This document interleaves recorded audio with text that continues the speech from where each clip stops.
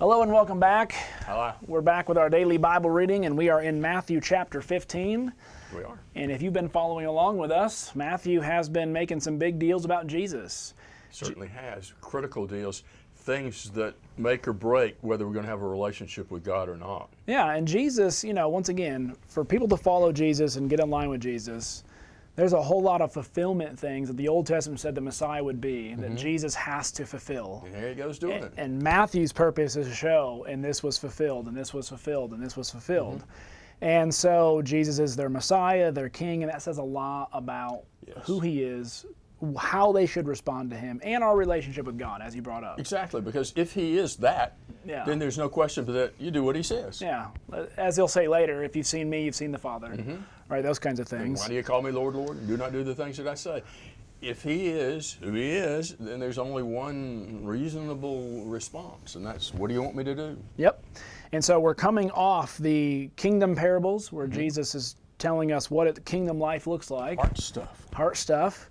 We got into some, chapter 14 is kind of people rejecting him or rejecting John the Baptist, different perceptions of him. And now, chapter 15, we're going to be seeing this inward and outward appearance, traditions versus true religion. What is God actually looking for? What is Jesus looking for? And we're going to have an unexpected guest come and display faith that Who would have thunk it? is not found in all of Israel. Okay.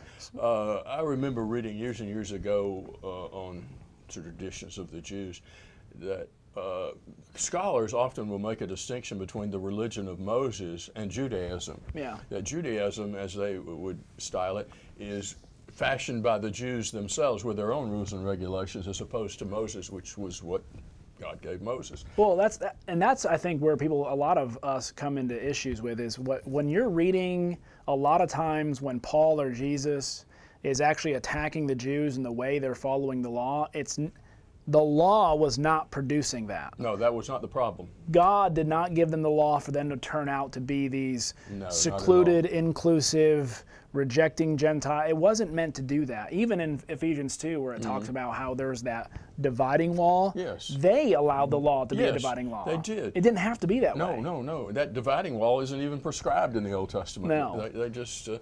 And Deuteronomy 4, as we've mentioned before, the intention of the law is that everybody who sees them realizes, you got something going on here with your laws and your God that we don't have. Yeah, and just because they weren't to intermarry with them did not mean that they were not to be influencers, lights into the world. And the reason they weren't to intermarry is if they were pagans worshiping other gods who would take them away. Yeah. We got good old Ruth coming up, and she is going to be married to a descendant. She's going to be one of the ancestors of Christ. But she totally buys into the God of the Jews. Yeah.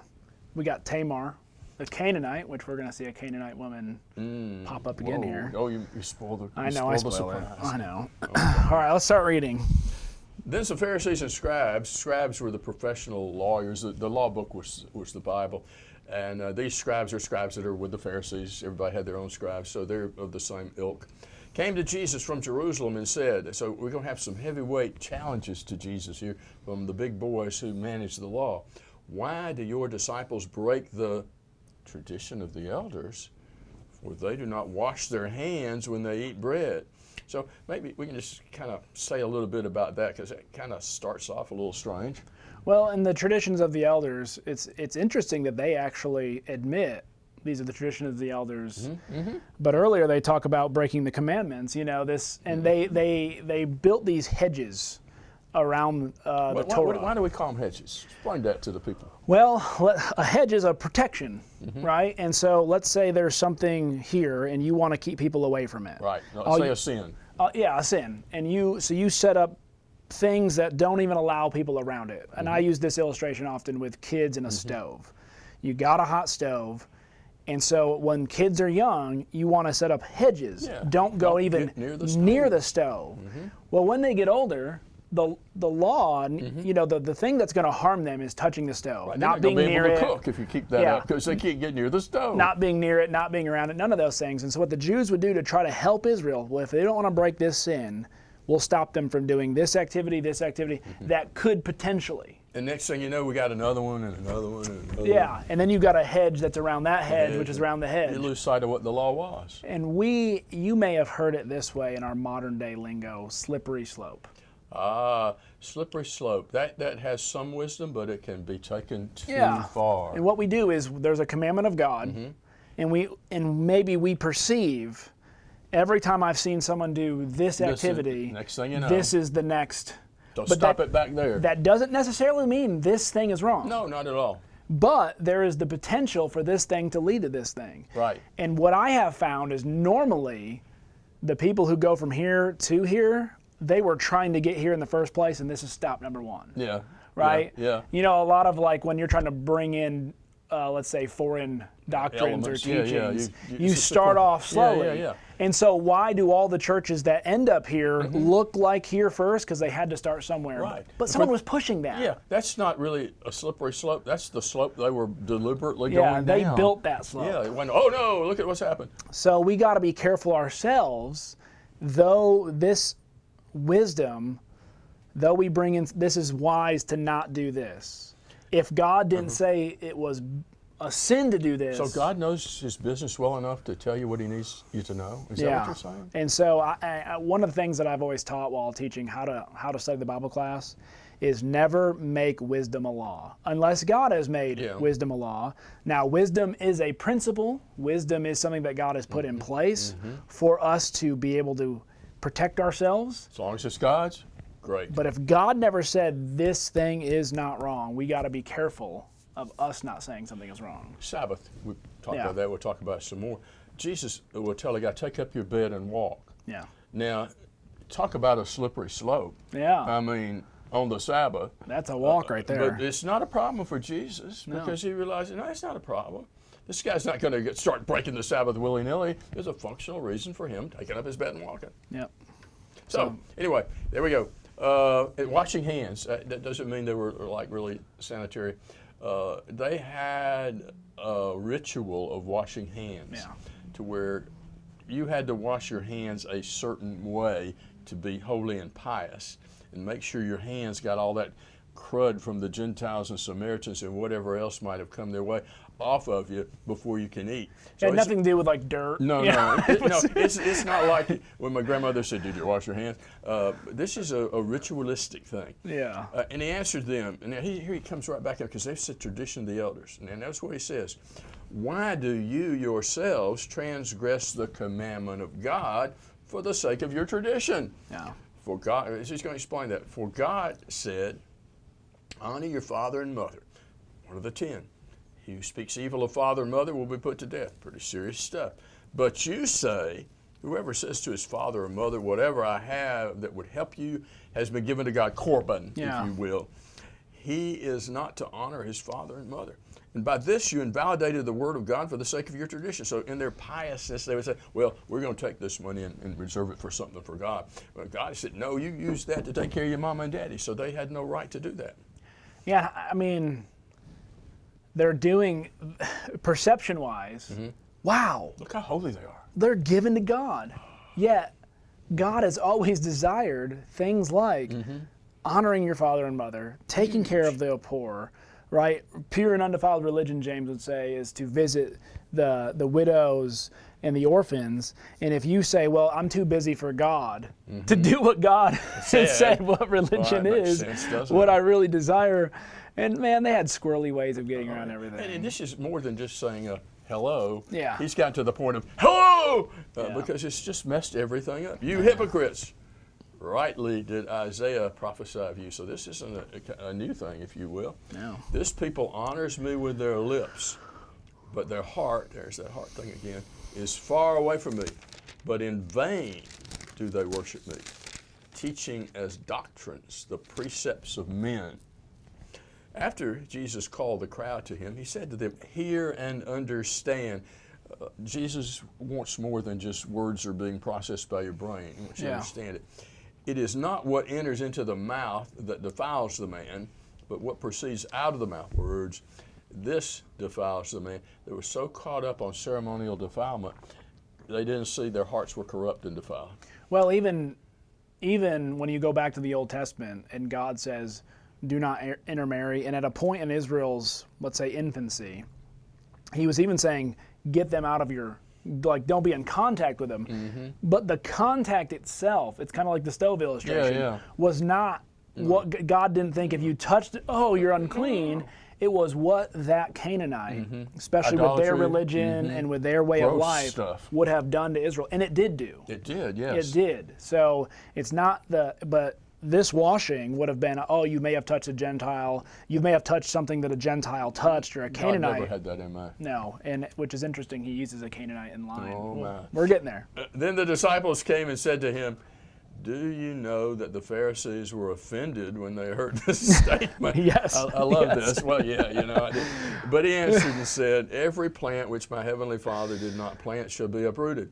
Let them alone. They are blind guides of the blind. If a blind man guides a blind man, both will fall into the ditch. They're more concerned, isn't this weird, for the sensitivities of their religious leaders than for God and his sensitivities. That's what happens to people. And you know what's interesting is Jesus is allowing them to continue doing what they're doing, and he's going to do what he's doing, and he's giving people the opportunity. If they want to be blinded and follow the blind, they can. Because remember, if you have ears, these parables are spoken for those who have ears and those who can see.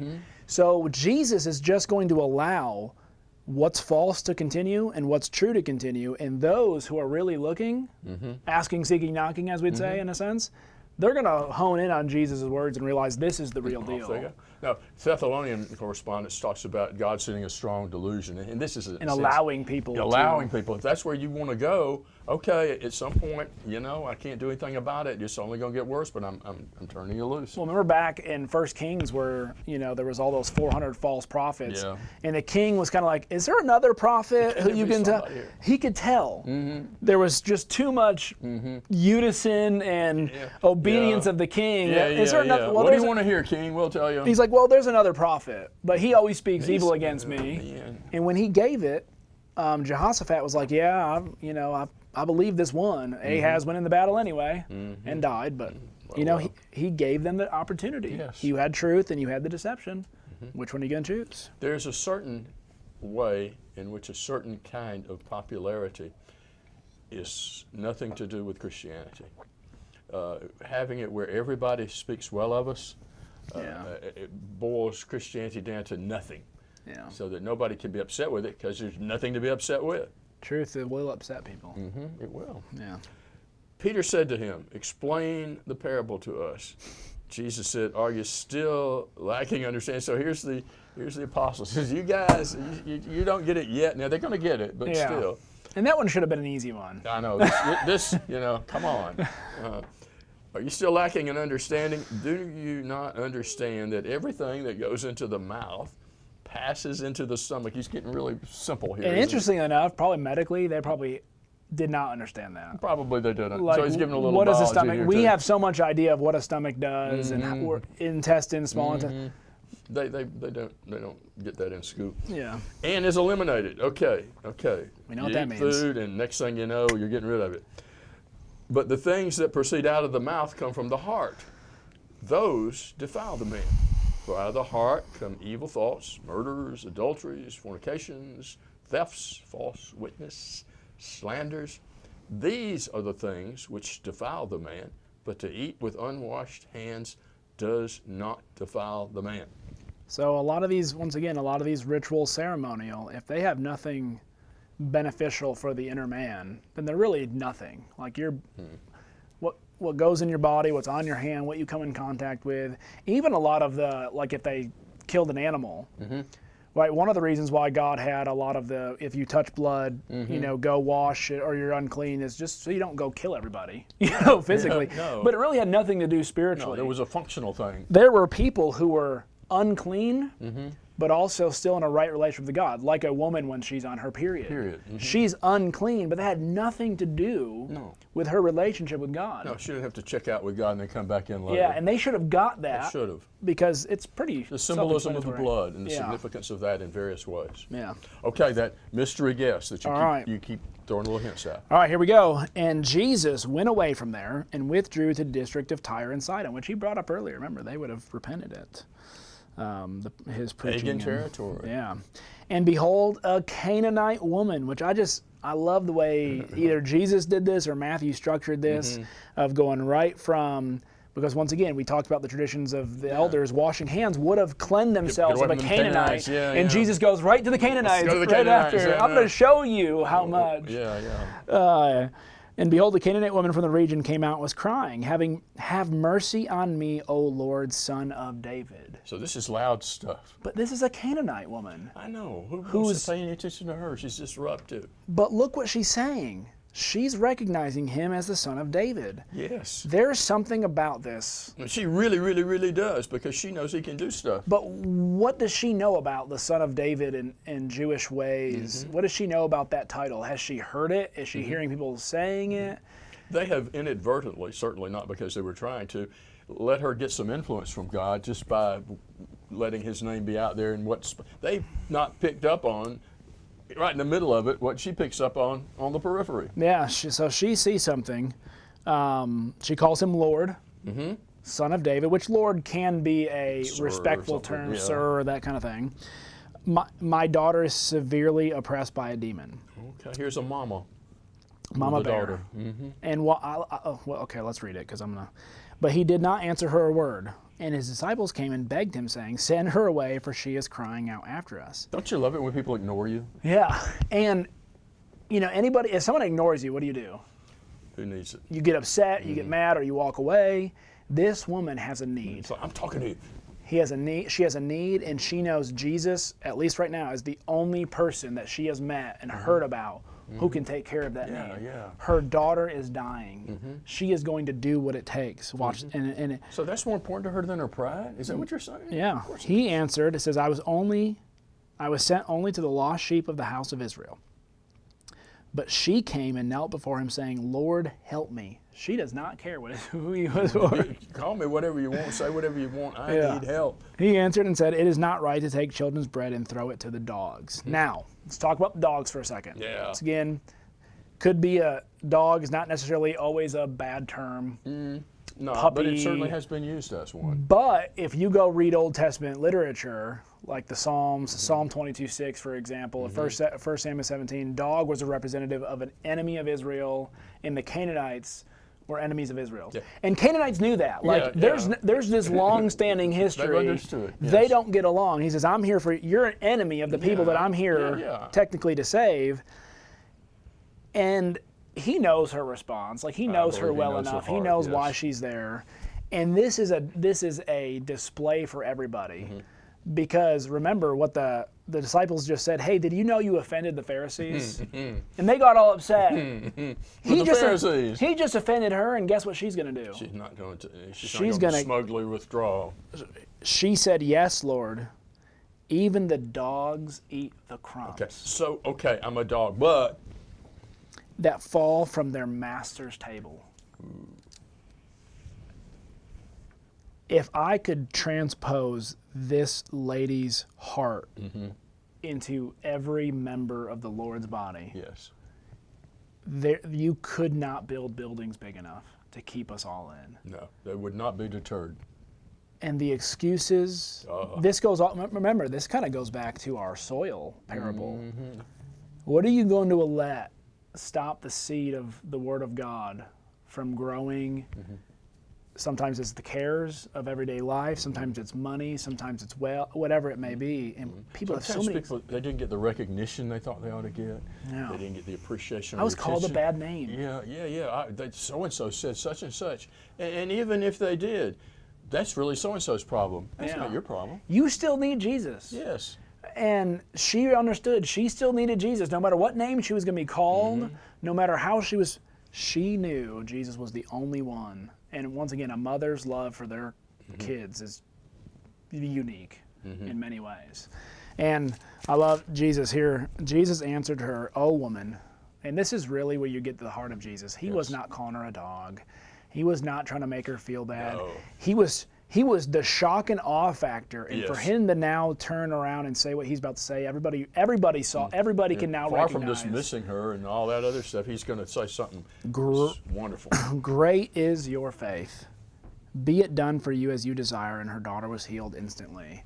Wow. No, I think probably all of us, I certainly can put ourselves in a place where we would not have stayed there like this woman stayed there because our faith is not strong enough. So Jesus isn't only there for the lost sheep of Israel. No. And what he was saying, once again, a lot of times what Jesus deals with, and Paul does this, is people's perception.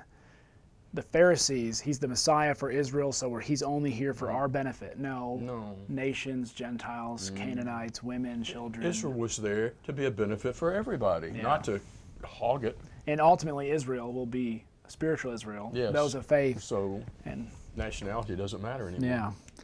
So Jesus went on from there and just goes to compile the compassion on top of it. He went onto the mountain, sat down. The crowds came to him, bringing them the lame, the blind, the crippled, the mute, and many others. They put him at his feet, and he healed them. So the crowd wondered when they saw the mute speaking, the crippled healthy, the lame walking, and the blind seeing, and they glorified the God of Israel. Jesus is exemplifying the do good, let your light so shine before men so they may glorify your Father in heaven. Yes, and here's another thing. While this had benefit for spiritual things, he has compassion because he cares about people. I really have never been okay when I hear Christians talk about God doesn't really care about people's physical well-being. He only cares about their spiritual well-being. That's crazy. What? Jesus went around doing good and healing people and feeding people. Now, if they just kept coming back for the same stuff over and over again without wanting to grow spiritually or hear, like in John 6, then he's like, hey guys, I got nothing for you. It's a whole package. But but Jesus didn't go and just start teaching and leave the food out. Yeah. He did both. No, it's like, here's the kind of Messiah that you're getting, a Messiah that has compassion and has a heart of love for people and wants to help people out. It's how holistic. He rolls. Yes. And if the church is going to imitate that, we have to also be willing to help people physically and spiritually, because sometimes some people can't even understand. It's kind of like Maslow's the pyramid of hierarchy of needs, where if they're starving to death, they can't even hear we're not going things to talk up to them here about the gospel because they're give them some bread, give them some soup, feed their bellies, get them where they can have a good moment. Yeah. So, all right. Just a side note. Then Jesus called his disciples to him and said, I have compassion. Once again, I have compassion. And what does he ask people to do? Go find out what this means. I desire mercy or compassion and not a sacrifice. He's not just telling them to go read it in a book to find out. No. He's saying, look at me. Yeah. See what I'm Real doing. life You'll stuff. find compassion. Because they have been with me now 3 days, have nothing to eat. I am willing to send them away hungry. I am unwilling, to send them away hungry, lest they faint on the way. Now, this is the second time he's essentially doing this. Yep.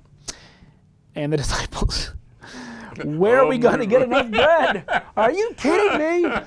We just fed 5,000 and had 12 baskets left over. So that even when you encounter something and you could factually say that it's true, it doesn't mean your heart has accepted it and that governs how you see life. And I've always wondered, do you think maybe they thought this was like, well, I don't want to test Jesus and to see if he'll do it again? I don't know. But he obviously expected them to say, where this is coming from. Well, a lot of times they thought he was being bothered, like kids and stuff like that, when he's not being bothered at all. Yeah, where are we going to get enough bread in such a desolate place to feed so great a crowd? Jesus said to them, how many loaves do you have? Let's play this one again. He said, 7 and a few small fish. And directing the crowd to sit down on the ground, he took 7 loaves and the fish, having given thanks. I love that. Always give thanks. He broke them and gave to the disciples, and the disciples gave them to the crowds. They all ate, were satisfied. They took up 7 baskets full of broken pieces left over. Those who ate were 4,000 men, besides women and children. After sending them away, he went into a boat and went to the region of Magadan. Okay. So he's warning people to see, especially his disciples, that I am a Messiah of compassion. I am a Messiah whose heart is touched by what's going on in people's lives. I'm not just here to tell them what to do and not to do. Yeah, and he's already, remember earlier, even when he was wore out, and the disciples saw him wore out. Like he's been, once again, same thing. He's been healing all day, and this seems to wear him out. I mean, healing and talking to people and caring about people's needs. If you've ever cared for somebody. Oh. Just the emotional strain of seeing somebody sick or seeing somebody hurting, and then watching someone be sick and then go into, be not sick, just that emotional weight. Oh, yeah. And so he has compassion no matter what. Exactly. As you know, I had a particularly traumatic thing happen to me in my own family that I thought was going to be as bad as anything could possibly be. It turned out well, but by the time it turned out well, I was spent. Yeah. And Jesus is spent, and yet the compassion keeps pushing us to do more. So Matthew chapter 15, it's about what you do in here. Now, the external comes, but you got to start here. Yeah. And if it starts here, all this other stuff, it'll follow through. The true externals are to facilitate this. Yes. Our externals thwart it. Yes, and you'll understand which externals are necessary. Yes. And which ones are just play games, hypocritical play actors stuff. So anyway, we love you, and God bless. Bye-bye.